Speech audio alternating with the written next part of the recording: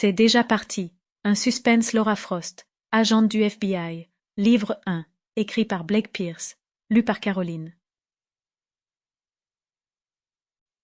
Chapitre 1. Laura resserra sa prise sur son arme, pour s'assurer qu'elle ne glisserait pas entre ses mains moites. Elle était l'un des nombreux agents et flics qui encerclèrent la ferme, mais elle ne pouvait pas pour autant baisser sa garde. Il fallait qu'elle soit prête. Autour d'eux, dans le champ, les blés qui avaient trop poussé murmuraient doucement dans le vent. C'était l'unique bruit rompant le silence qui régnait parmi ce cercle relâché d'hommes et de femmes. Tous étaient concentrés sur la ferme, la peinture écaillée sur les portes, les fenêtres brisées ou condamnées, le trou dans le toit. Des corbeaux tournoyaient lentement dans le ciel. Laura contracta de nouveau la main, desserrant puis resserrant les doigts pour garantir sa prise.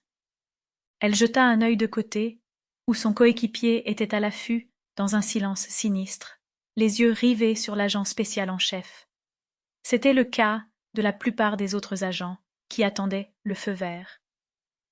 Il régnait un silence inquiétant à l'intérieur de la maison. Laura se mordit la lèvre et cala une mèche de ses cheveux qui menaçait de s'envoler derrière son oreille. Elle avait l'impression que des fourmis lui grouillaient sous la peau, et l'attente était presque trop dure à gérer.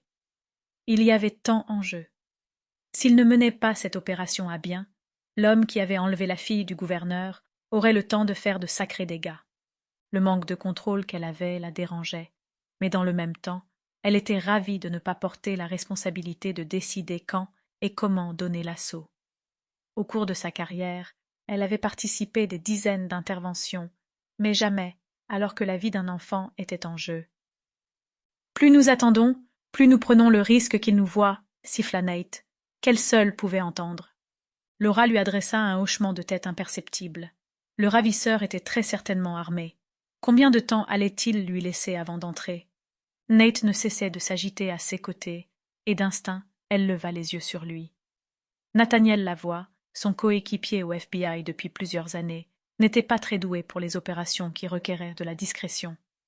Son mètre 90 se remarque dans une foule, et il la surplombait.